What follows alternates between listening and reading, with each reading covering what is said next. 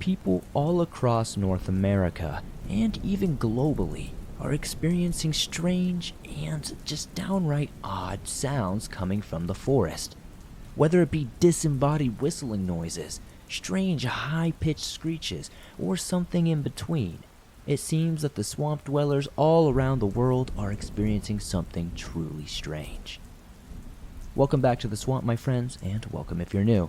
Today I'm going to be sharing some creepy and downright strange stories from the woods that all share a very similar theme of odd and unexplainable sounds.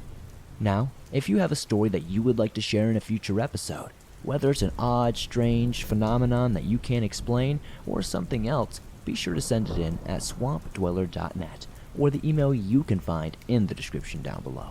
I would love to share your story with everyone here in the swamp. It's stories like yours that help keep this show going on a daily basis. Now, be sure to slap that like button, subscribe if you're new, turn on notifications so you don't miss those new videos, and let's jump right into these creepy and downright strange deep woods horror stories that'll freak you out tonight.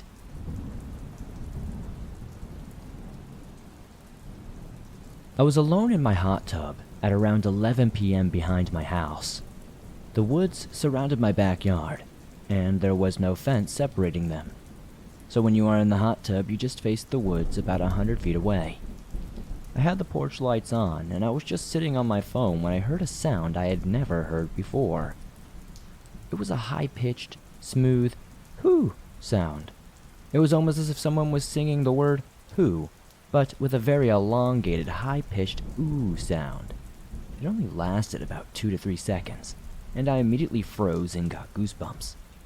I know you're not supposed to acknowledge stuff like that, so I called my brother and mom so they could come watch my back and help me get into the house. While I was on the phone, I heard it again. I didn't even want to get out of the hot tub. I have lived here my whole life and I've never heard anything like it.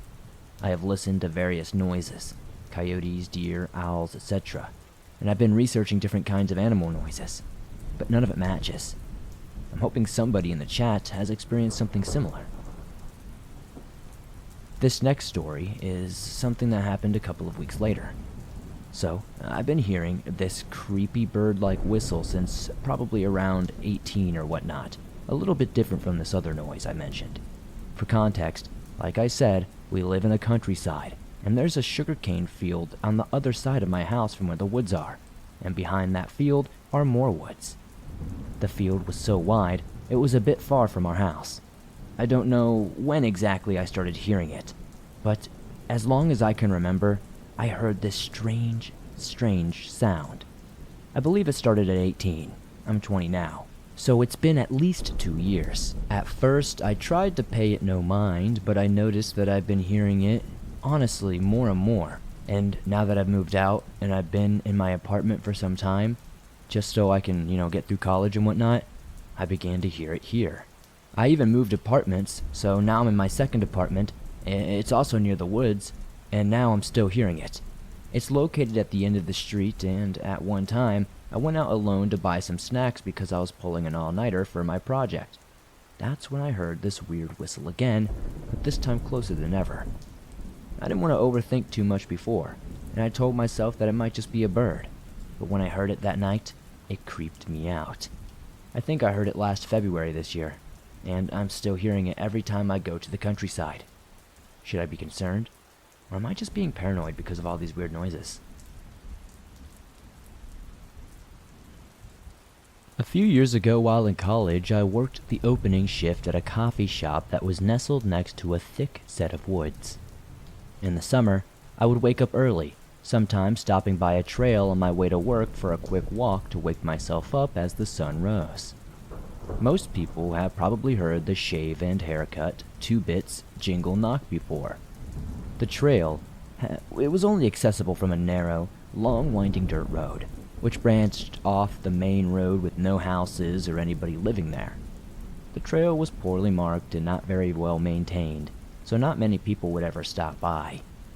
If there was anyone else, you would either see their car parked in the small 3-car gravel lot at the trailhead, or would have to pass them on the narrow dirt road. Otherwise, you would have to walk a long way down a main highway road to get there. So, back to the shave and a haircut bit. I parked there one morning just kind of sitting in my car with the window down when I heard a bird singing what sounded like 2 bits, part of the song. Tired and trying to find humor in having to be up so early, I kind of laughed and whistled, "Shave and a haircut," and what came back was the exact same thing. It was like it was responding to me directly. We went back and forth with our little game a few more times until the bird stopped responding. So I figured it just flew off or something. Before I got out of my car, though, I gave it one last whistle. And I'm sure glad I did, because as soon as I whistled "shave and a haircut" and waited for a response, I heard 2 very loud human claps in the 2 bits rhythm, not far from where I was parked. I drove the hell out of there as fast as I could, and I didn't see anyone on the road for miles. That might not be the most terrifying story you've ever shared on this channel, but it weirds me out to think that someone might have just been out there in the woods watching me alone in my car. So last night I'm having some brews with my homie. It's around 10:30. We head down to my local park. Typically during the day, we'd go to this trail behind the park that is open to the public. After hanging, talking, and just normal vibes, we had to go use the bathroom, so we decided let's go down the trail to the entrance where it's dark and enclosed so no one can see us. So we were walking, and as we were getting to the entrance area, we walked a little bit further into the trail, but still close enough to the entrance that we could see it. We felt a very typical vibe, laughing and continuing our drinking. I remember it being a little ominous when looking down a pitch-black path into a full trail completely surrounded by the forest. We didn't notice, but it was completely and utterly quiet, which was odd. Out of nowhere, my best friend and I heard this brushing noise like tree branches moving. We instantly looked down the path and exactly where it was coming from. It was as if some creature was darting towards us as fast as possible. I see the dirt from the trail being lifted into the air, and non-stop speeding steps coming toward us. I could hear everything, but it was hard to make out what it was. I was freaking out, thinking it might be either another person running towards us as fast as possible, or some kind of animal. I had no idea, but fight or flight kicked in, and my homie and I felt cornered and weirded out. It was non-stop running for us. In that instant, we turned around and we ran out of there as fast as possible. Now, maybe I'm just confused, but I'm from California, the Long Beach area. What animal rapidly randomly runs towards 2 humans like that? I couldn't tell you, especially that loudly on this little trail. I would think maybe it's a mountain lion, a bear, or something like that, but I feel like I would have saw the outline of something that big. Whatever it was, it absolutely terrified me, and if we would have stayed there for at least 10 more seconds, I don't think we'd be here today sharing this story.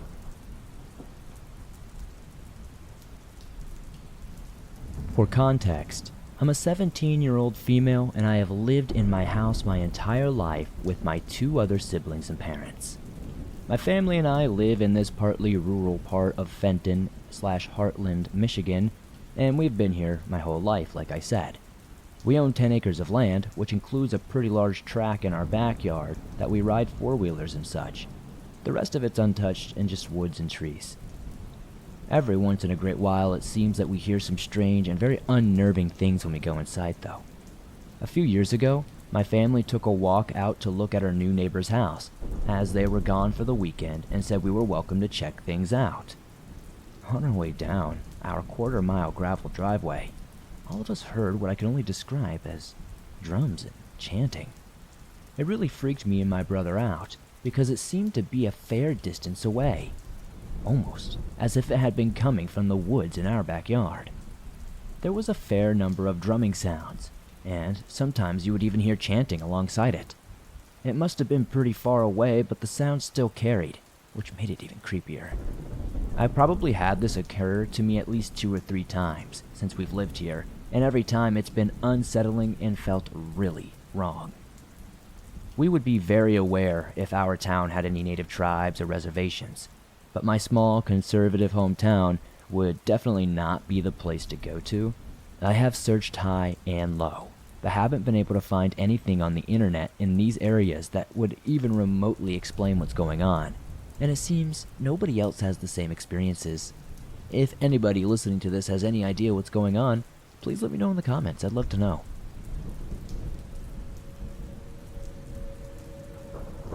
I'm awoken in the middle of the night to the sound of thumping and my dog Benjamin barking up a storm. Slowly getting up, I can hear my bones creaking. Age does that to anyone. Walking past a mirror, I stop to look at myself for a second and realize the years haven't been kind to me. Come on, Sawyer, I tell myself. Keep it moving. As I walk out into the living room of my cabin, I listen closely, Benjamin tailing close behind me. It's quiet now, save for the sound of the cold, snowy winds outside. I take a peek outside my window and see nothing, though I'll admit it's hard to see much out in this storm and at this time of night. After a few minutes, I decide to walk back towards my bedroom and lay down again. The warmth of the blankets is welcoming and comforting. Winters are cold out here in the forest and mountains of Washington. The warmth of the blankets makes an old soul like myself not want to get out. If you take me now, God, I'm quite sure I'd never know I died. That's the level of comfort we are speaking of here. Thump, thump, thump. Benjamin goes wild with his barking as I struggle to regain my bearings again. Looking around, I debate if I even want to get up this time. Quiet, boy, I tell Benjamin. It's probably just a storm anyhow. Get some rest. We got a long winter and not many places to be, my friend. It is with that, Benjamin and I drift off to sleep. Morning arises, and after much struggle, due to the aforementioned warmth of the blankets, I finally get up, get dressed, and decide to make some breakfast. Nothing quite like bacon, eggs, and hash browns to start the morning right. I'm pretty far out in the woods, but we do live close enough to a town that is only about an hour to an hour and a half away during the fall, and I stock up on plenty of food to go with meat I hunt as well. If there's one way I swear to never leave this earth, it's through starving. My gut is proof of that, I tell you what. I start up some coffee and decide to go out and survey how much snow has fallen since last night. According to the forecast, we were to have a slight lull during the day before snow impacts us hard again tonight. Looking around, I see I'll have to do some shoveling and clearing out around the cabin, but I figure I can do that after I get some food in me. I turn around and see Benjamin, who just finished his business, run up to me excitedly, tail wagging like the first day I pulled him from his mother, when he was just a wee little pup. Now, he's a huge Saint Bernard, and my most loyal and devoted friend. His mother passed a few years back, sadly, and the dog that impregnated her never really stuck around. I pet Benjamin, and as I do, I look over at the cabin. That's when I notice something odd. There appears to be some damage to my door. Walking over to examine the door more closely, it seems there are some broken and chipped pieces of wood, and a bit of indentation. That's strange. Could the storm have done this? I think on it for a moment, but decide ultimately I'll add reinforcing and repairing to my door to my to-do list, and for the day, move back inside with Benjamin to check on breakfast and the coffee that goes with it. Shutting the door behind us, I finish making my coffee a bit longer. Nothing quite like hot coffee on a cold winter morning. I drink it straight. It reminds me of living in a way. It can be bitter, but it's beautiful ultimately. Once I finish my coffee, I take the time to clean everything up, do my dishes, and then spend much of the rest of my day shoveling snow and repairing and reinforcing my door. I take breaks for the bathroom and to make and eat lunch, but by the time I'm through with it all, the sun is beginning to set. So I move inside, lock and bar the door behind me, and start up dinner. I'm cooking up some deer sausage from a kill I made a bit back. I figure deer sausage with some rice and beans isn't that bad. By the time I'm through, I can barely move from all the food I've eaten. Looking over at Benjamin, I see he seems quite content as well. I take him outside to go to the bathroom before locking up for the night. Turning off all the lights, I then head back to where it takes no time at all for the world to disappear around me. Thump, thump, thump, thump, thump, thump. What the hell is that? Slowly, I force myself up before turning on some lights and heading for the noise. To my shock, the barricade on the door is cracked. The barricade is only made of wood, but it's a large piece of lumber. I make a point to add getting a metal bar for the barricade on my to-do list for tomorrow. There isn't any thumping at this point, but it's clear someone or something is trying to get inside my home. I grab my rifle, just in case, and peek through the windows. There doesn't appear to be anything. Granted, my windows aren't large enough for anyone to fit through. They're so small, I'm not so worried about any real sort of threat getting inside that way. The best way is through the front door, and something seems like it wants in. The rest of the night I sit in my chair, covered up, my rifle next to me, and pass out as best as I can. When I awake, it's morning. I'm guessing there was no more thumping, or maybe I was too tired to notice. I prep breakfast before taking the large piece of wood I slid in a slot as the barricade off and opened the door. I can't explain what I saw. My door is somewhat broken, and I decide I'll head to town today and get a proper barricade. Maybe even a steel door of some kind, after I take care of the snow. It isn't supposed to snow again until tomorrow, so I do just that. Most of my day is spent getting much of the heavier door and replacing the frame and barricade. The door I have is steel, but it is painted in such a way to match the look of the cabin. It isn't perfect, but it'll do be far more secure. By the time I get home, I have just enough time to fix the door, replace the frame, and set it all up with my new barricade before making dinner and taking Benjamin out for his nightly business. As soon as that's over, I head straight to bed, barricading my door before I do. We'll get some sleep tonight, Benjamin. One way or another. We'll get some damn sleep because nothing is getting through that door. It is with that I pass out, blissfully unaware of the world around me. The next morning I awoke well rested and surprised to find I wasn't awoken by any real noise or banging on my door. Perhaps whatever animal had been doing it simply gave up after the first couple of nights. I did my normal routine of breakfast and soon after took Benjamin out for a walk after locking up. I let him do his business and we played a bit, enjoying the solitude and the beautiful view as we did. It was nice out here. Occasionally you'd get some wild animal aggressively trying to get into your home, but they were usually just hungry and often didn't pose a real threat. Sure, you get stories of people who come from their homes or wherever and there's like a boar or a bear or something that broke in and raided their fridge, but more often than not those people survive and don't experience such a thing again. At worst, they fix their doors, maybe get a weapon for it, and usually that is that. They live the rest of their lives in peace. I don't really blame an animal for wanting food, but generally, you aren't going to see a bear wandering around in winter. So I'm a bit perplexed in some manner as to what was big enough to mess up my previous door. I don't dwell on this though, cause it might just freak me out. I just continue to play with Benjamin for the rest of the day. We head back in that evening on account of the fact that it's supposed to snow again, and tonight, a winter storm is supposed to be here, and probably will be here for the next week or so. I figure that'll mean a lot of shoveling on my part, but I'm more than prepared for winter out here, seeing as I've been out here for most of my life. It's hard to believe I used to dwell more in the city when I was younger.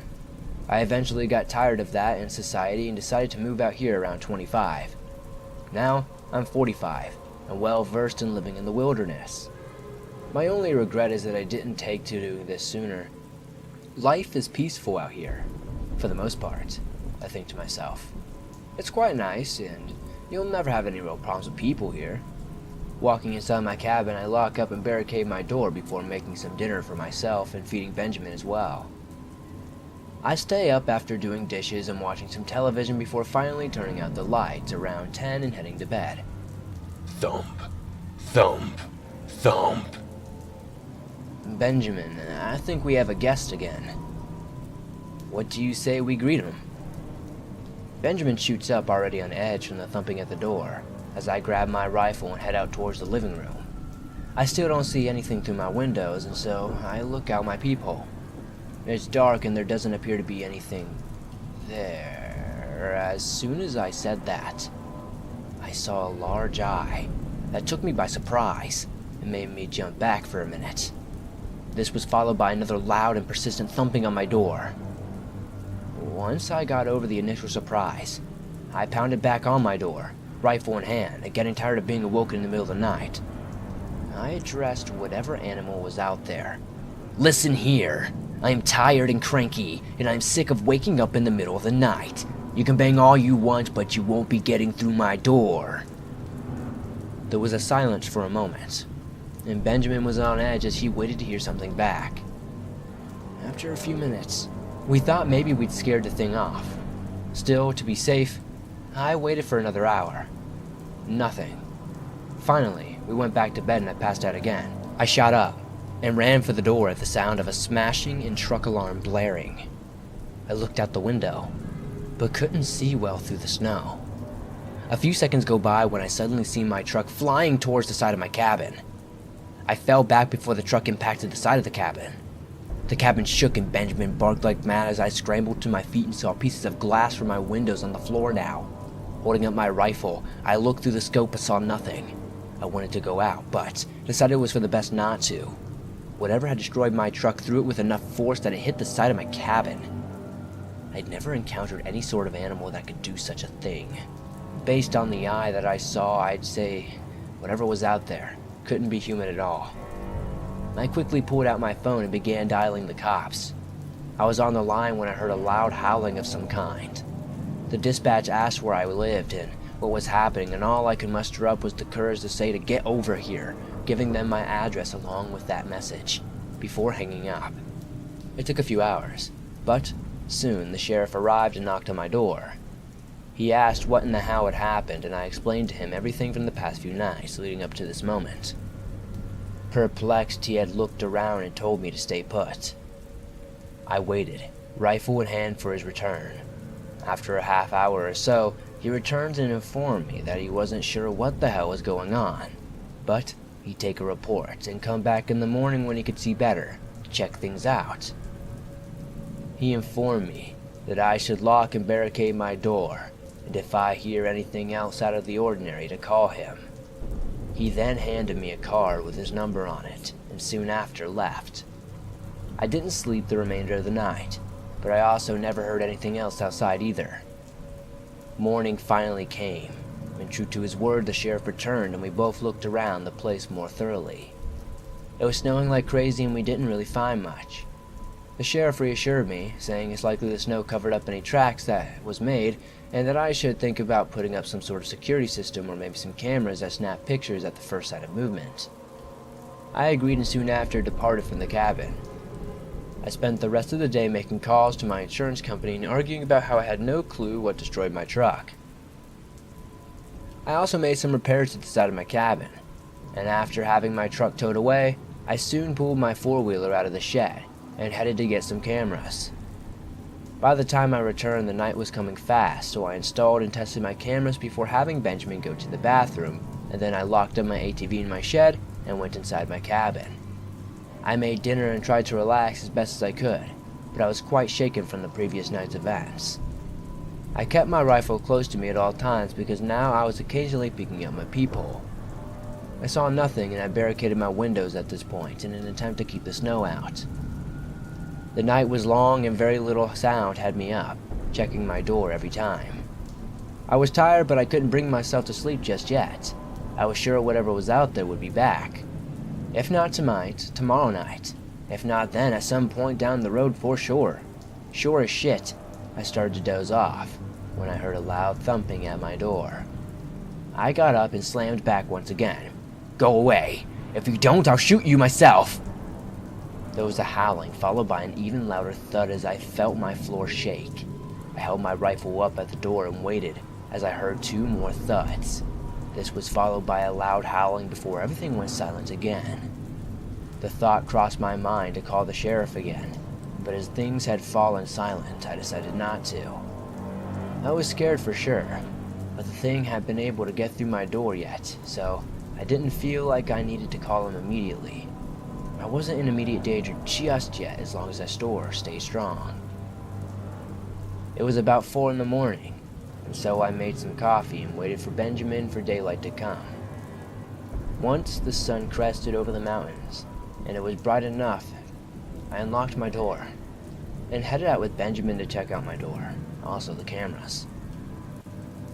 The door seemed well, aside from an indentation. The frame seemed undamaged, and as such, I decided to immediately check the cameras next. Looking over the film, I was distraught. There were photos of something big. It looked about 9 feet tall, and had been throwing its shoulder into my door before leaving last night. I was in shock at the sight of this creature as it stood on 2 legs. But my cameras didn't get a good enough picture of it to tell what it really was. Walking in the direction of the creature, I tried to follow the tracks, but I was at a loss. So I decided to head back to town on my 4-wheeler and pick up some more cameras for the cabin itself. And soon after returned, setting them up in places where I would get a much better view of the thing if I returned. After installing the cameras, I worked on the repair to the side of my cabin some more. It was coming along slowly, but it was definitely coming along well. Once again, night came. Benjamin and I headed inside, and I made some dinner for us both. After locking and barricading the door behind me, I hoped tonight, by some miracle of God himself, I'd hopefully get some real rest. To my surprise, I did just that. After heading to bed, I didn't hear a sound outside except for the snow. Once morning came, I felt refreshed and a little bit better. I received a call from the sheriff, who I informed I was okay still, before explaining I had done as he'd said with the cameras. I told him I caught something I didn't know how to explain on my cameras before having him over and showing him the photos myself. The sheriff suggested something odd to me. He said he didn't normally jump to such far-fetched conclusions, but he thought there was a chance it could be a Bigfoot. I laughed at the sheriff at first before I noticed he wasn't laughing at all. "You can't be serious, right, Sheriff?" The sheriff nodded at me, quite seriously, before telling me he'd seen some strange things in his time, and out in the woods of Washington, he'd investigated other claims of strange happenings in his long career. He said they'd gone unexplained, but he'd seen tracks before, and he was convinced Bigfoot existed. I wanted to laugh, but I didn't this time. "Well, what the hell am I supposed to do about this if you are right, Sheriff?" He shook his head, unsure of what to say before putting his hand on my shoulders and telling me to install those other cameras, double-check my locks and reinforcements, and keep my gun close just in case. He left me with the words, "If this thing is aggressive as it seems, I'd need all the help I could get." He offered to stick around for the night, and I almost declined before thinking, I'd be better safe rather than sorry, right? The next couple of nights went by quickly. I slept and not a thing had happened. It didn't return. It was nearing the end of the week and the snow was finally beginning to let up, and when I shook the sheriff's hand and told him thank you before he finally went on his own way, he said if anything happened again, feel free to call him, and he'd head this way. We'd work on the cabin over the past couple of days, and had just about fully repaired the side, and we almost replaced the windows. I was feeling slightly more relaxed as I hadn't seen the creature in about 3 nights or so. That relaxation lasted as long as it took me to check the cameras. It seemed the last few nights, the sheriff and I had not been alone as we believed ourselves to be. On the cameras, I saw the thing still not very clearly several times. In some of the photos, it simply sat and waited, observing the cabin. In others, it looked inside the windows of the sheriff's vehicle before slinking back into the trees, waiting. At one point, a time for which I'm sure we're both still awake and talking, you could see the creature listening in, its ears pressed to the door. I never got a completely clear shot, however, and so I didn't have definitive proof of what it looked like. My first thought was to call the sheriff back, but upon further reflection, I decided against it. This thing was intelligent. It was waiting for me to be alone again. It knew I wasn't, so it didn't attack any of those nights. If I was going to lure it out again, and at the very least get a better shot of it, I need to stay alone until it came out to see me. So that's what I did. I made a real meal, and soon hit the bed early. I waited quietly, hoping to hear the thing again. I had locked my door and barricaded my camera. I made sure it was running. I was prepared to find proof of the thing that stalked me. I had a feeling I'd do just that. With enough patience, at some point late in the night, I must have drifted off because before I knew it, the morning was upon me again. Waking up, I went to the kitchen to make breakfast and noticed it was still snowing. I checked the weather, which seemed to indicate there was another system that had developed overnight and had heavier snowfall, and that we would be stuck here in the snow longer than anticipated. Thinking nothing of this, I ate breakfast and headed out to check the cameras with Benjamin happily running alongside me. It was only now I realized a problem. The cameras were no longer there. I found them destroyed, all over the yard. Any film I recovered only showed black or nothing on it at all but snow. It was almost as if this thing had spotted the cameras, avoided them, and soon after destroyed them one by one, leaving the husk of the cameras behind as a message. That's not what happened though, right? I mean, there's no way that Bigfoot or whatever the hell this thing is was that intelligent, right? I tried to shake off the thought before going inside and calling the sheriff. It didn't take long for him to arrive, and we discussed what had happened. I'm at a loss, Sheriff. I'm not sure what to do now. If I get more cameras, this thing might just destroy them again. I mean, I don't know if it can climb, or what it can do, or what it's capable of, or what it's not incapable of. If I have you or anyone stay nearby, it likely won't show up again. You can't stick around forever, though. What do you think? The sheriff seemed every bit amiss at a loss as I was. He was confused and unsure of what to try next, but he agreed. Getting another camera would likely be a waste of money. Perplexed by the intelligence of this thing, the sheriff said to call him if I noticed anything else odd or if the thing attacked again. Soon after he drove away, looking every bit as confused as I felt. What was I going to do? There was no way I could simply ignore this thing. There was no way I could do anything to catch it in the act. I had never felt so hopeless in my entire life as I did at this point in time. Deciding not to get too down on myself, as it wouldn't help my situation anyways, I went about my day shoveling snow and chopping some firewood before ending the day playing with Benjamin and trying to stay relaxed. I knew panicking wasn't going to help me or anything, and at this point, I need all my wits about me every night until this was over. Locking things up, I ate some dinner and spent the rest of the night watching some movies and trying to relax as much as possible.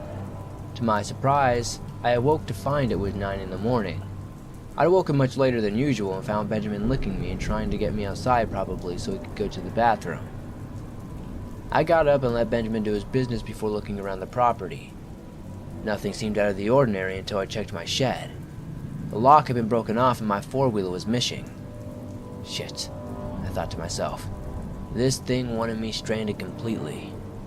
I wasn't too worried. I had plenty of food to make it through the winter, but the thought that I was stranded did leave me with some sense of unease. I searched for my vehicle for quite some time before finally finding it an hour away, wrapped around a tree, down a steep drop-off. Heading back home, I called the sheriff and explained to him what had happened. I insisted he didn't stick around, however, as the only way this Bigfoot was going to show itself, if that even what it was if I was alone. With no more than my dog. He said he wouldn't stay, but I need to show him where my four-wheeler was found. So I did, and the remainder of my day was spent with him examining the damage and making a report before leaving. This was insane, I thought to myself, when I finally settled in for the night at my cabin. I had an uneasy feeling as I went to bed. Something didn't feel right about tonight. It wasn't just that this thing was slowly making moves to isolate me.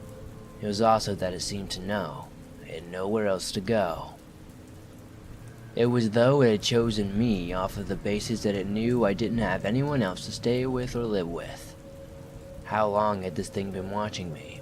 Had it been days, weeks, months? I hesitated to think the last part, but had it been years?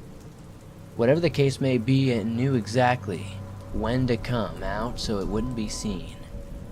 It was highly intelligent, and I was out of options other than to wait for it to try to enter my home again and deal with it accordingly.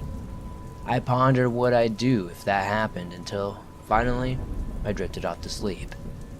Thump, thump, thump, thump. The banging was louder than ever, and I shot up out of bed. Running for my phone, I immediately called the sheriff. The phone rang as I did. I could see the steel bending on my barricade. Hello? Sawyer? Are you there, Sawyer? Sawyer, is that your dog? Sawyer? Update. It was in half an hour or so before I arrived at the cabin. There was blood and the sight of a mangled steel door in the floor. Looking around, I noticed the foam was ripped out of the wall into pieces. Walking further into the cabin, the lights were dead and it was in the back room. Amongst other destroyed doors, I found Sawyer, gun clutched to his chest, terrified. It took a bit of persuasion, but I finally got Sawyer to hand me the gun, and I soon called up the crime scene and brought him down to the station. After giving him some cocoa and giving him some time to come down from the shock, he explained to me that he awoke to the sound of violent banging.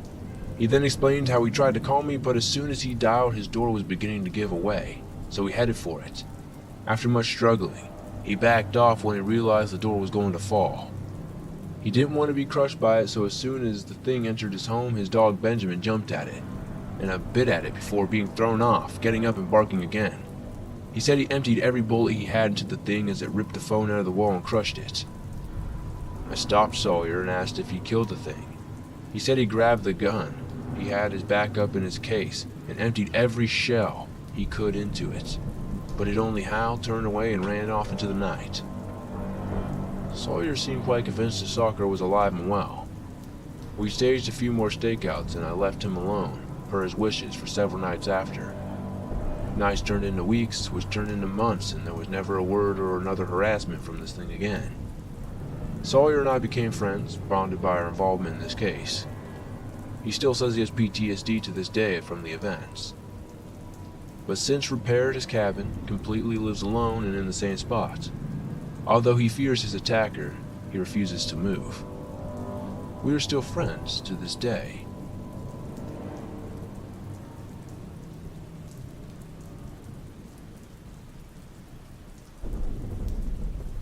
Thanks for listening to these creepy and downright strange stories from the woods. If you enjoyed these stories, be sure to elbow that like button in the face, as it helps me out a ton. The more likes this episode gets, the more YouTube promotes it to fresh new eyes, and that's incredibly appreciated.